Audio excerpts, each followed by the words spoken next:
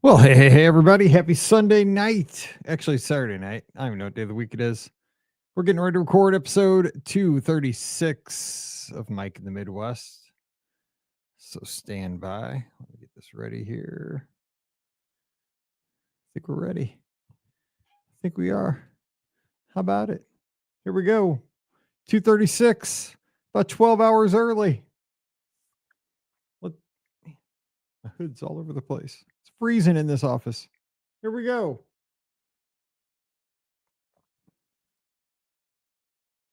Well, hey, everybody. Welcome to episode number 236 of Mike in the Midwest, our mini podcast for the amazing patrons just like you of the Be Our Guest podcast. Of course, my name is Mike Roman, host of the Be Our Guest podcast. You can find me at beourguestpodcast.com or just at Be Our Guest Mike on the social media. I'm on Instagram, probably the most of the social media platforms, but most of all, you can catch me in our clubhouse. It's our free Discord. We have so much fun over there. I just had to close the tab because that thing is lit up like a Christmas tree over the past month. We're getting so many new friends joining us in the clubhouse, the Discord server. And we have so many friends down at Walt Disney World right now for the Princess Half Marathon weekend, posting what they're having for dinner, what they're going to wear for the half marathon tomorrow, because it is Saturday night. I'm recording this one. I'll talk about that in a second, a little bit early. It's amazing. We're talking about theme park strategies, who's rope dropping tomorrow, where everybody is in the parks tonight, what restaurants they're going to, folks that are heading down here in the next couple of weeks. It's I don't even know how to describe it. It's Clubhouse. It's a virtual place where we can all go hang out. I've talked about it being like our Cheers. That's kind of my generation, right? I mean, maybe the younger folks don't know. If you're a fan of the TV show Friends, it's like Central Perk. It's a place where we can drop in any time of the day, 24/7, 365. And somebody's going to be there that you can probably talk to live because there's so many folks that are a member of our Discord channel, of our clubhouse. So even if you're there in the middle of the night in the States, there's probably somebody there that's in there during prime time over in Europe. We have folks over in Australia, folks in Japan that are in the clubhouse. You'll probably find somebody to get some feedback immediately. But if not, you're going to see lots of threads going on. And one thing I noticed, here's another just little hint, a little tip that I found for the clubhouse for everybody to check out. Trish is down there this weekend. Trisha, you hear about her. She gives feedback every week on the show. We appreciate her so much. She runs a daily trivia contest over in the clubhouse. That's worth the price of admission for our Discord channel, which, by the way, is absolutely free. We don't charge anything. I don't even make it for our patrons because I want everybody to have a piece of the clubhouse. We do have a private channel for our patrons, which you guys have your private clubhouse, but it's more fun to have more people. So we have the big one for everybody and it makes it just a hoot and a half. But the trivia, and Trisha's doing this while she's down at Walt Disney World. She's keeping it going with her Darth Duck. It's amazing. Got to figure out where Darth Duck is every day, which I can't figure out the last couple of days. It's so sad. I'm terrible at that kind of stuff. But in a lot of them are of movies, and I don't watch movies, but I try. I jump in there when I get them. And I'm excited. I did get the Pop Century one the other day. Woohoo! I gotta get myself a ding. Boom. But where was I going with this? Oh, there's a search feature in the Discord channel. Up in the upper right-hand corner, if you're in the Discord channel, you can search. And so Trisha's doing this cool thing. It's called a croissant crawl. Okay, so she's going around to all these places. Like there's the monorail like beer crawl and stuff like that you can do when you're at Walt Disney World. Well, she's into these croissants. And they all look good. I will tell you what, when you're back home and you're not at Walt Disney World and you're craving all the good stuff, and like your good stuff's like an Uncrustable, which, hey, Jason, Uncrustables are good, but it's not Walt Disney World tie-dye cheesecake and all that good stuff. She's going around and getting all these, fancy croissants from all these places. And here's the deal. Yeah, Brandon says pretzel crawl. You can do all these crawls for your crawl, the different varieties of anything at Walt Disney World, but Trisha's doing a croissant crawl. What I did was I went up to the search box in that channel that she's doing it in. I don't know if it's the live from the Disney Destinations channel or the food channel. I can't remember which one it was, but you can find it. Go into the search box and just type in croissant crawl. Now I did spell croissant wrong like 2 times. I had to figure that out. Once I spelled it correctly, right there on the side, it showed just her pictures and her just her posts about the croissant crawl. It was awesome. It was like a little foodie guide of all the pictures and all her thoughts on all the croissants. So, I mean, am I going to go down and have those croissants? Not immediately. I'm going down in a couple weeks for the 6-hour live show at Give Kids the World. Now, am I going to go to the Contemporary maybe and get that one she had today? Possibly, because I'm going with my dad and he's not going to have a theme park ticket. And I want to show him Walt Disney World, so I want to take him maybe on a Skyliner, maybe on a boat, on Seven Seas Lagoon, stuff like that. So we might go over to the Contemporary and check that out, ride the monorail. So that could be something I do. So use that search box. And if you're looking for, don't type in Uncrustables because you'll get a bajillion results there. We were talking about Raglan Road, or if you're looking for brunch ideas, type that in. And I never really thought about our Clubhouse, our Discord server as being kind of like a planning resource, but it really truly can be, because we honestly have so many people that are down there, Walt Disney World mostly, but we have people that are on the Disney Cruise Line ships. We have people that are at Disneyland, and we have a lot of folks that are at the international Disney parks, especially over in Europe and Paris and so forth. And so if you're looking for information, even Alani, we had a great conversation. Jenna just got back from Alani. She posted some amazing pictures of her family out there. Then we had some great conversation this week about Alani. I was very, very intrigued by all the fun they had out there. It's, it's twofold, right? It's great for learning more about the destinations, but beyond that, when you're stuck home, and this past week here in Missouri, getting back to Mike in the Midwest, it has been extremely cold. Now, this weekend, finally, we got above freezing for the first time since February 15th today on Saturday. So it's like we're breaking out the shorts here in Missouri. But when it has been this cold, to see pictures and hear friends posting pictures, walking around Epcot World Showcase in your shirt sleeves and shorts, and, Jenna's family on the beach in Hawaii at Alani and stuff like that, it makes me happy. It does. It truly, to see folks that, having a good time at the Disney destinations and taking the time to post pictures, post, thoughts on the adventures they had, and give tips for folks that are going to these places soon. I love this stuff. So please, if you haven't given a chance to go to the Clubhouse, I know that at first, because I know I didn't understand what Discord was. For one thing, the word's weird. Back when we started our podcast, and again, in like 3 weeks, we're going to celebrate 17 years of the Be Our Guest podcast. We had a very clean looking message board. It was run on vBulletin software, and it was very simple to use, but it was very of the like 20 teens. And, I guess times have changed and those things all went away. Discord's where it's at now because it's very mobile friendly, but it also works on a computer just fine. Cause I keep it up on my big monitor here in the studio all the time, but it also works well on my phone. And once you give it a chance, it looks weird for like the first week, but once you get past that, I think you can really take advantage of it and start to use the features. You got private messaging with your other friends on the Discord server. You can get little notifications. Mine always goes boop whenever anybody posts. And it's just really, it turns the podcast into a community for me. And I think it's doing that for other folks, because I'm seeing people do meetups at the races. I'm seeing other people do meetups just at general vacations, families getting together. Like, hey, we met in the Clubhouse. Let's have lunch at Polite Pig, or, let's meet up at Epcot, one of our vacation days. And I'll tell you what, nothing makes me happier than friendships being made through the podcast. And this has happened over the years, and there's nothing better, because that's real life. And I just want that to continue to happen. And, for forever, we kind of went with like a big gap between our message boards that we had on vBulletin and starting the Discord channel. We started in 2020 during the pandemic, but I didn't understand it, and I just kind of let it sit. Trisha and Dennis and a few others were in there doing their thing, but we never really jumped on it. In like the last year, it's flourished, and it is so extremely cool. And I just thank them for keeping it going for those years. And now it's kind of hit like critical mass, and it's such a cool thing. And I appreciate y'all so much for being in there. And I just wanted to, shout out the Discord channel, because it is amazing. But search it, use it for a resource, but also just use it for a friend. It's great on your phone. Just download the Discord app, and it's right there. And invite other Disney friends to come over. We've gotten so many new friends. I don't know where they're coming from. I don't know where they heard about it all of a sudden. because we had a big lull there for a couple months where we didn't get a lot of new listeners into the channel.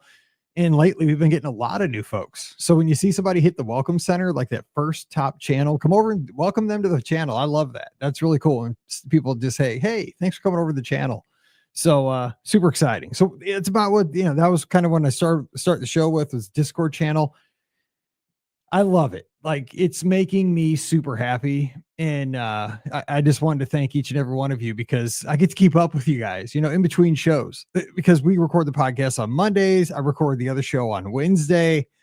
And then there's a lot of downtime between the podcasts. But with the clubhouse, like, it's every day we're all together. We're keeping up with each other. You know what's going on with me. I know what's going on with you. It's a two-way conversation all the time. It's way better than a podcast. It's community. Absolutely. So thank you. And last week I kind of talked about the Patreon and kind of how I see things with the patrons. And I appreciate you guys so much. And I don't want to put very much behind a paywall. And I hope you still agree with me with that, because, I've been looking at other podcasts and how they're doing things. And I listen to a ton of other shows, and most podcasts do Patreons. And a lot of other shows put a lot of stuff behind paywalls. A lot of folks put their Discords behind paywalls. I don't think I want to do that, because I think I think a Discord channel is meant to be large and have a big community. I think if you put it back there where there's only like, a small percentage of your audience is on the Discord channel, it's not going to thrive. It's not going to be as fun for everybody. So I do think that needs to be out in the open and free for everybody, so we can have this robust community where everybody's helping each other. We're having a good time. And, I want to make sure we have a lot of content that's not paywalled either. I want to always do 4 free shows a week for everybody. Some people say, oh, we should do the call-in show. Just make that for the patrons, or, just do, half your shows for the patrons. I'm not really about that. I want as many people to be able to hear the podcast without having to pay for it, because, money's tight. It's really, really tight. And I don't want to cause anybody to have to pay extra things. If you can afford the extra $5 a month, I appreciate it, because this does cost me a ton of money to host all this. And I super appreciate you guys so very much. And that's where Mike in the Midwest comes in. It's just kind of a bonus show, but I don't want to, I don't think our podcast is groundbreaking that I think anybody needs to pay a fortune for it. So I do appreciate you guys so very much. This is where I hate to even ask, but it really does mean a lot that you're a patron. Okay. I hate asking about money. Anyway, real quick though, about that. We're going to be down at Give Kids the World on Saturday, March 8th. This is where I will ask for money, because it is for something way better than us. It's for the kids and the families that Give Kids the World. We're going to be March 8th, 10 a.m. to 4 p.m., doing a 6-hour live show from Give Kids the World, just like we always do, taking your calls, special guests. We're going to have a ton of items to auction off, Disney collectibles, autographs. We even have some sports memorabilia. Thanks, Kevin. Just tons of stuff. So you're gonna have to tune in. It's going to be a fun day from Give Kids the World. So please put that on your calendar to join us on Saturday, March 8th. And if you can, please donate what you can. And maybe some of you guys have businesses that will match your donation. But we're going to give our best, and we hope that you can give a little bit to the folks that Give Kids the World. We're all going to fly down, broadcast live from the village, tell you all about their mission, and do what we can to support the families, because we believe that we're very blessed to have this podcast, and we always want to make sure that we're giving back. And that's our way to give back and support those families. So March 8th, can't wait. A couple weeks, we'll be down to Give Kids the World. I love that place. It's just, I was always sad to go there. Because as a teacher, and I hate to see kids that are sick, and I hate to see, I'm a parent, right? And I never want to see a parent who had a kid who was, had life-threatening illnesses, or, that was going through that. But you see joy at the village. You see joy because for once they're not in a hospital. They're getting to go to Walt Disney World. They're getting to see princesses. They're getting to see Buzz Lightyear. They're getting to ride a roller coaster. They're not in the hospital. They're not worried about getting shots for a little bit. It's a magic. Magic really happens at Give Kids the World, and your dollar means so much to those families. So just let's do that on March 8th, please, if we can. I took some of my tax refund. We're gonna earmark it towards that, and hope you can too. All right, so let's get to the feedback from last week's show. Last week, Captain Stubing, we talked about it. Love Boat, my favorite show. I know I'm an old man. I mean, I was an old man before my time. We go out to eat at 4 o'clock. I go to bed early, but is it because I'm Generation X? Is it because I'm nostalgic? I'm a huge nostalgia person. My wife is not a nostalgia person like me. We talked about this in the car tonight coming home from dinner. Um, I love nostalgia. I grew up in a skating rink. I literally grew up in a skating rink. The next door neighbors owned it, and the wife of the couple was my babysitter. So every day I would go there even when it was closed and skate all day. She'd turn the lights on the floor and put on some music. She'd turn on the radio station instead of a DJ. And I would just skate around by myself and with my sister, and we'd skate and she'd give some quarters. We'd play video games. I mean, it was like a kid's dream. And so my childhood is very, I look back on it very nostalgically. I grew up at my grandparents' house and we watched those 80s sitcoms. So the Love Boat, when I watch it, it brings back nostalgia because you see all those actors. You see like Ricky Schroeder, you see all these actors come through that show eventually that were on uh all these shows that you watched, all these other sitcoms through the 70s and the 80s. But the thing I liked about it was the show always had a good message. Like one I was watching today in the office as I working this morning was where Captain Steubing was up for an award from this group called the Rhinos, this group of men, this men's club. They had nominated him to get this honorary award for being a great guy who donates to charity, which Captain Steubing's a great guy, and he, always helped out these orphans in Acapulco. But he had somebody had to give a speech to introduce Captain Steubing, and he wanted Isaac to do that, the bartender, right? And when the Rhinos heard about that, they said, no, you can't do that because Isaac's African American, and we don't allow African Americans in our fraternity of Rhinos. And so Isaac came to Captain Steubing and said, it's cool, whatever. You got this award. I don't want to cause any ruckus. Just have Doc do it.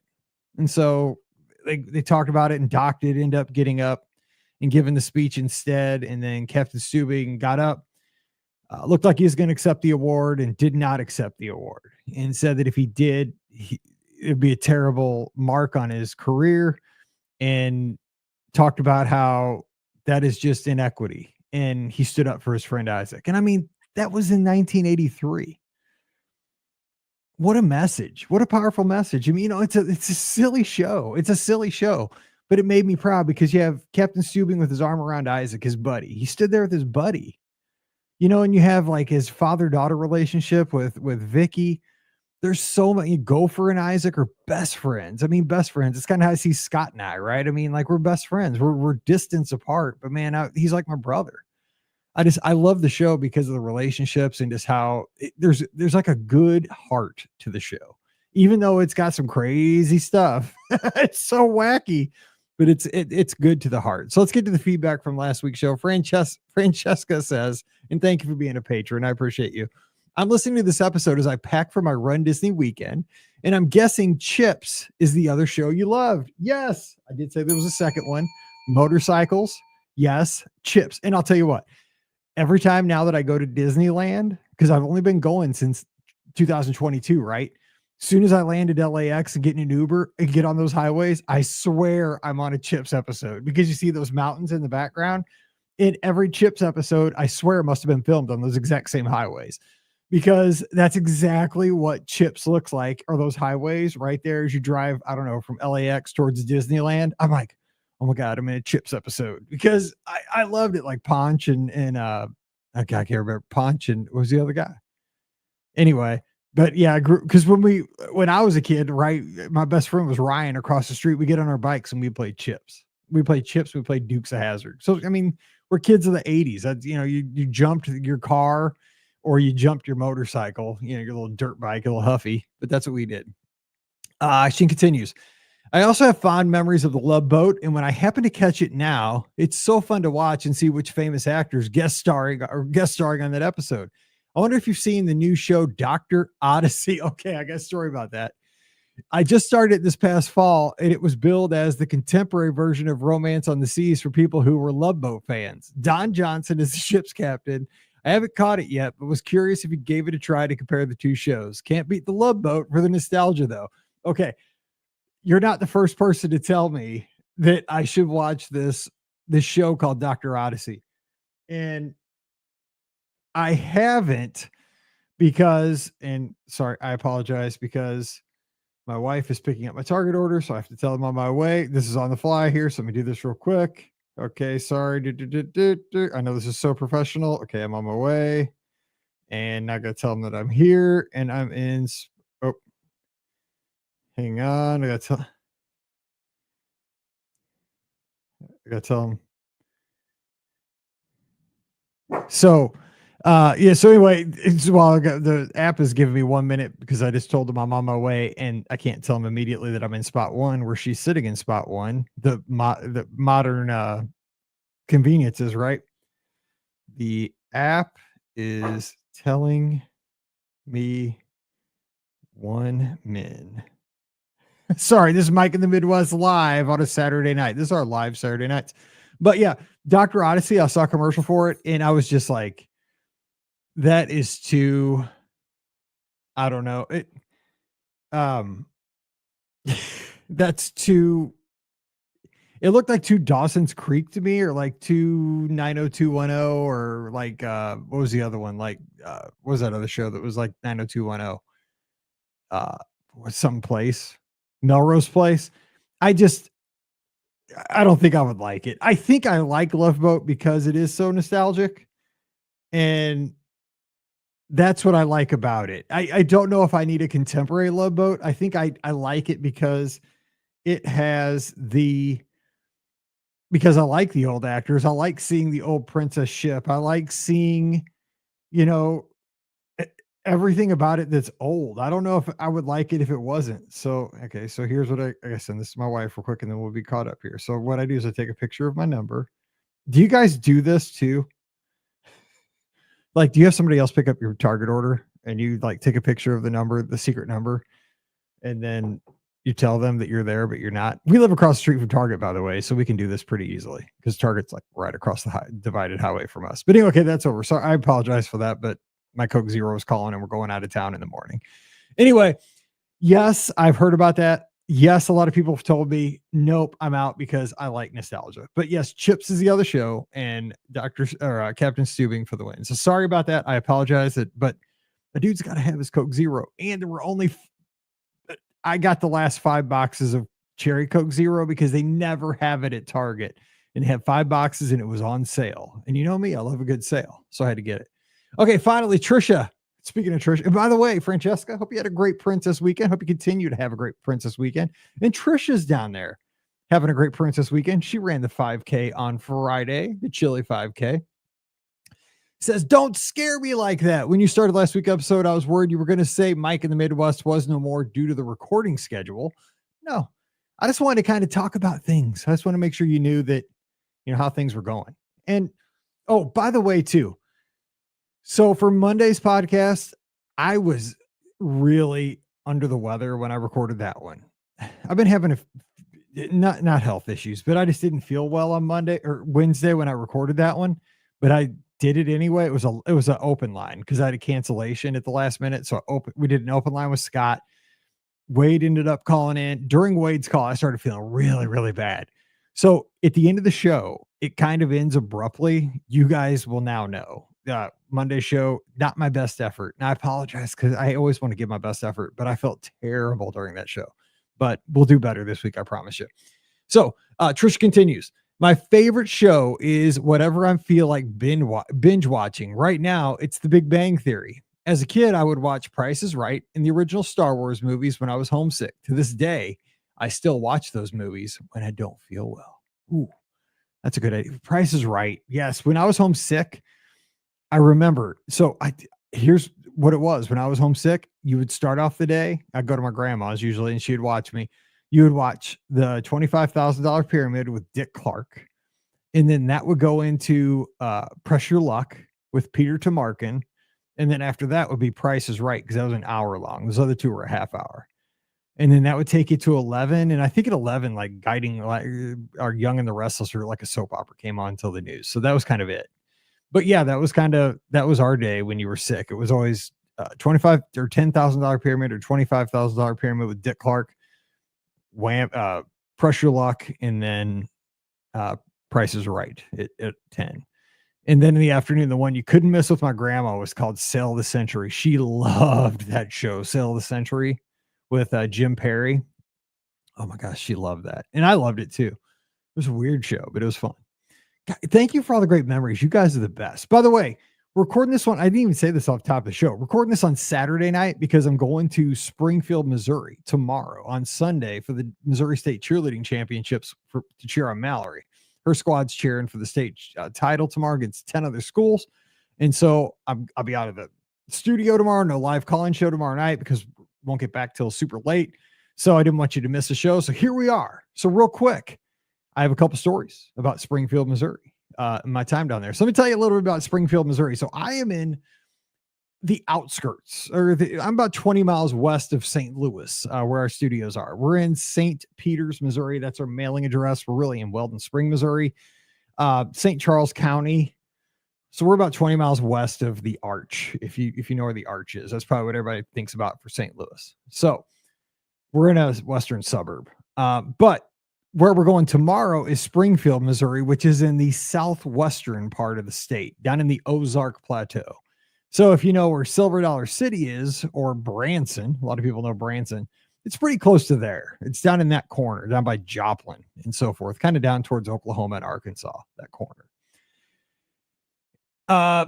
One of the things Springfield's probably known for is Bass Pro Shop. The very first Bass Pro Shop was in Springfield, Missouri, the big fishing outdoorsy store that has big like fish tanks and stuff in there. It's kind of fun. They also have the Springfield Cardinals, the St. Louis Cardinals AA baseball teams down there. And a lot of people go back and forth between St. Louis and Springfield. It's kind of a fun little city to visit, smaller town. I think it's like one of the, like maybe the fourth biggest town in St. Louis or in Missouri, between St. Louis, Kansas City, Columbia, and Springfield. Has Missouri State, one of our big colleges. But tell you a couple stories. So I've talked about this on the podcast before, but when I was in college, I used to speed skate a lot, inline speed skate. And I wanted to try to make the Olympic Festival speed skating team because it wasn't an Olympic sport. Inline speed skating was an Olympic sport, but in the 90s, inline speed skating was really, really popular. And there was a movement to make it an Olympic sport because, as you know, well, you might not know, but sports can come and go in the Olympics for brief periods of time. Like softball comes and goes, and you've seen these sports. You've probably seen it over the past Olympics. Like breakdancing was an Olympic sport. I mean, they will try different sports. They were trying to get speed skating in as an Olympic sport for inline speed skating, and also roller hockey was really popular at the time, and I was playing that too. So I wanted to be in the Olympics really, really bad. So much so that I walked away from a baseball scholarship right after high school, and as a left-handed pitcher, didn't go well. But I gave you guys know how much I run, right? I do it every day. Like when I give myself to something, I give myself to something. So I was training every day, twice a night, a lot of times for speed skating. I mean, I skated a ton. And so from 93 to 98, I was skating a lot. And so one of the things is and this was indoor short track speed skating. So you skated at skating rinks on a 110 meter track. You do 500 meters, 1,000 meters, 3,000 meters, and 5,000 meter races. It's like 5,000 meters of 5K. That was your long race. And it was like ice speed skating on that little track where people are just, I mean, it's super fast, super quick, and it's kind of crazy. But one of the teams, as we got closer to regionals, because you'd have to skate through the season, all these little small competitions. Then towards the end of the season, you go to regionals, which for us was in Lincoln, Nebraska every year. So we go up to Lincoln, Nebraska and skate against all these teams in like 8 or 9 different states. And if you won there, you got to go to nationals, which would be in New York or Florida or wherever, California. And then that's where you became a national champion. But right before, we had one of the best teams in St. Louis, our team, Gateway, and Springfield had one of the best teams. And so what we would do is, as we got closer to regionals and nationals, I wanted to go down and skate with some of the best skaters in Missouri. So on Wednesdays, I can't believe I did this in college. I would leave college at 2 o'clock in the afternoon and drive all the way to Springfield, Missouri, which is a 3.5 hour drive. If you fly, if you drive really, and I had a Ford Ranger at the time, a 1991 Ford Ranger. If you drive really hard down Interstate 44, you could get down there really fast. I would drive down to Springfield, Missouri and skate with their team. They had a 2.5 hour practice on Wednesday nights. I would skate their practice because they had a big, huge floor, bigger than ours. They had the biggest floor in the state of Missouri, and skate with them and then come home late on Wednesday night and go to class on Thursday morning. And I did this for like 3 months of the season so I could get extra practice on a better floor with a better team, different people to skate against. And I did this for a couple of years.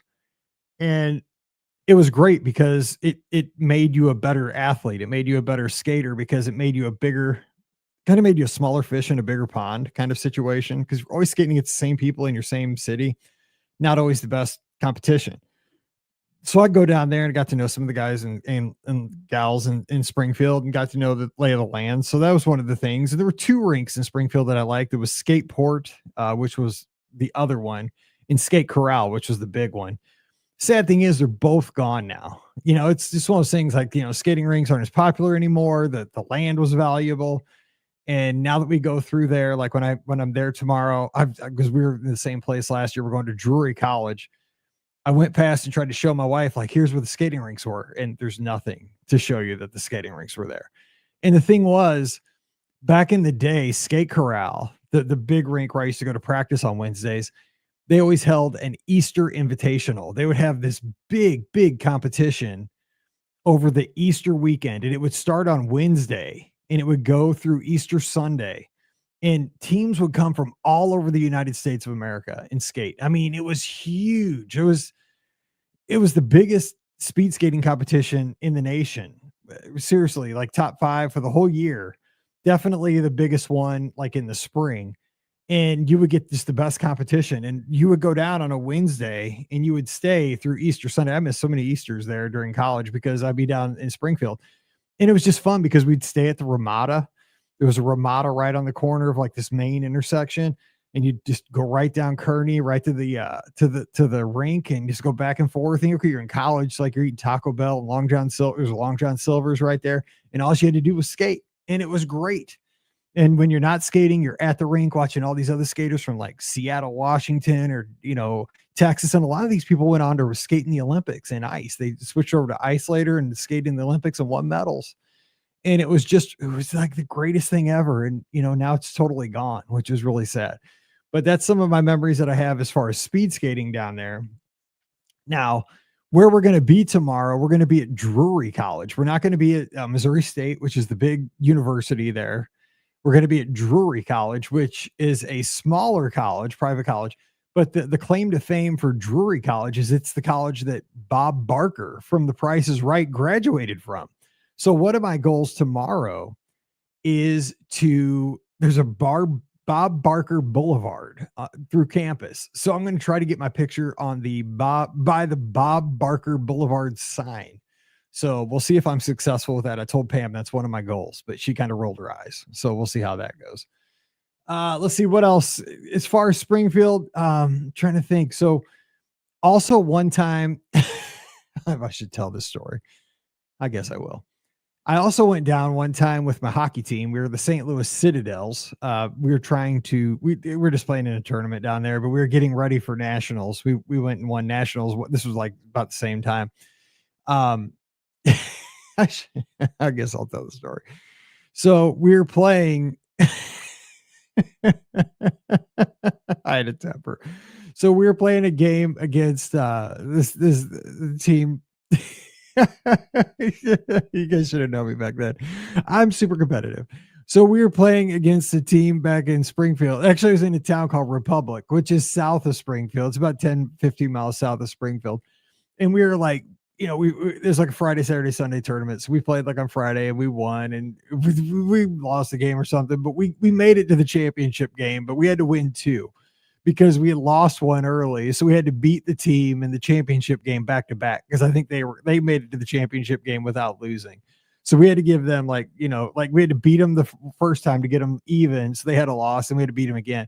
and they were from Springfield, so they didn't have to travel or anything. We had come all the way from St. Louis. We didn't want to go all the way home without losing. And so we were just a bunch of college kids. This is the whole thing. We were college kids. We were idiots. So we're down there, 20 somethings and, wanting to play hockey and all thinking we were all that. But, we're decent. I mean, because the thing is, our hockey team, we all basically worked at the skating rink where I worked at. So we were always at the skating rink. Like that's what we did. I went to college. And pretty much I was the only one on the hockey team that was a college student. Most of the other people, I'll be honest, they didn't have much drive. Like I was the only one that was actually pursuing a post-secondary education. Most of them just kind of hung out at the skating rink all the time. They didn't. They're really good at hockey. They're always playing hockey like 24/7. I was at least going to college and getting my degree, and I was substitute teaching during the day when I wasn't, like, because I didn't have class every day. So I'd substitute the other days so I could get some experience, so I could get a teaching degree. So I wasn't like all in on hockey, but I did, I worked at the skating rink every night and ran it when it was open. But some of these other guys were really good at hockey because that's really all they did. So we were pretty good. But we made it to the championship game and it got tense in the championship game. And I don't know what happened, but somebody slashed me on the side of my knee. I still remember this. I mean, God, this was probably 30 years ago. It was like 25 years ago, I guess. And it ended up being the guy who owned the rink's kid. And he was only like 15. I don't know what he was doing out there with all of it. But I gotta say anybody could play in it, but he was like really good, right? I mean, he's the owner's kid. He was like 15, but you gotta understand, owners' kids, like skating rink owners' kids, are always great skaters and great at these kind of sports because they grew up on skates. They're always like, that's all they grew up at the rink and they always played hockey. His last name was Fudge. I remember, dude, he was so good. Slashed me in the knee. Dude, I went after him. I was like, he was like 15. I was probably like 21. I was like, I'm going to kill this guy. Like, he tried to blow out my MCL. I just remember it was like a melee. Like all of a sudden I'm going after this kid and he's super fast. And so I can't, like, I wanted to get him. I couldn't get, everybody starts going after everybody. Right. So sticks are flying, gloves are everywhere.